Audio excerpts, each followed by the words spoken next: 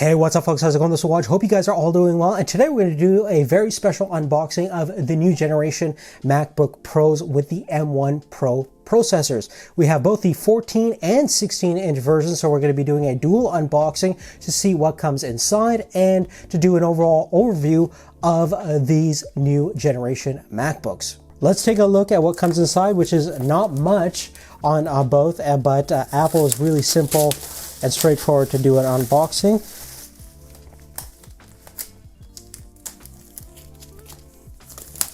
So we'll take off this plastic over here, flip these guys over, or we'll do it the old-fashioned way, just lifting the top box up. Beautiful. And there we go. So great amount of padding all throughout the sides, but super compact.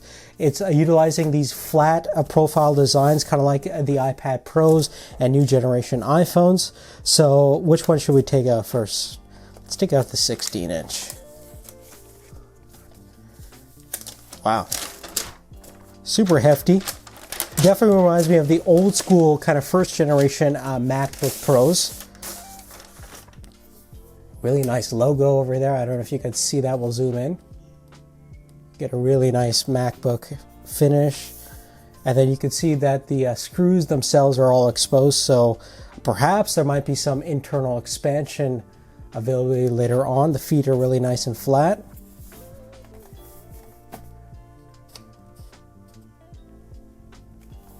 There is that right there. We'll open up the screen in a little bit, but let's see what comes inside the 16-inch. So we have the paperwork. There we go. I think that's it. So we have some nice black Apple stickers this time.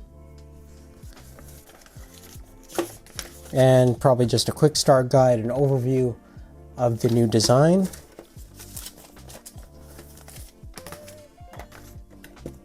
Let's take a look at the cable. Really nice braided USB-C MagSafe power cable.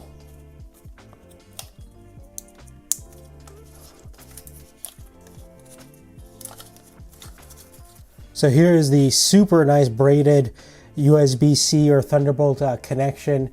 And then you have the business end that probably connects to the MacBook right there, and it's magnetically attaching. I've always been a really big fan of these because it's super quick to engage, found in the old school MacBooks, and I'm really glad that they brought it back. And obviously this is pretty universal in terms of charging standards. The cable actually feels extremely well made. I'm sure this thing costs an arm and a leg if you want to actually replace it. So definitely nice that it actually has a cable. Here's the 140 watt USB-C power supply. USB-C goes right in there. And let's see if this actually comes out. I'm not too sure if it does. Yes, it does.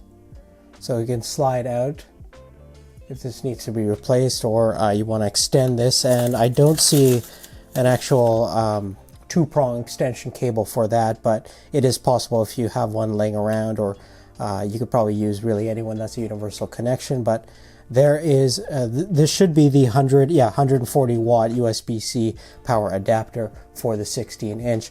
Now coming to the 14-inch, pretty much the same back, just different proportions obviously. So we have the same USB-C to MagSafe charging cable. We don't need to open up that. Let's see if they give you anything different. Probably not. Yep, same black Apple stickers, quick start guide, safety, warranty information. And then here is a smaller, either you get a 65 watt or a 90 watt power adapter. Let's see what this one is. So this is a 67 watt USB-C power adapter. So just as a size comparison, here we have the 140 watt power adapter, and here's the 67 watt power adapter. Okay, so now we're back to the MacBooks. Let's do our first impressions and open them up. for the first time. They'll probably have a little cover over here with the screens. Check out that backlight. And they'll turn on automatically for you, which is pretty cool.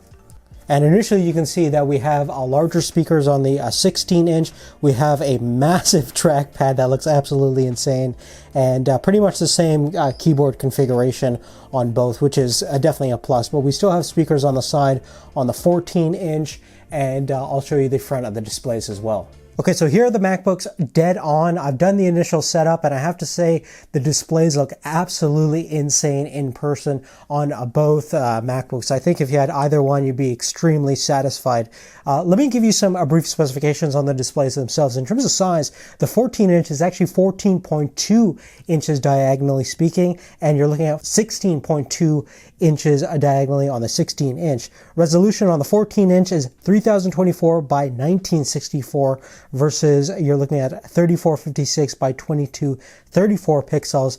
Both are rated at 1000 nits for typical screen brightness and a maximum rating of over 16,000 nits for peak brightness. So they're going to be really, really great for outdoor usage as well.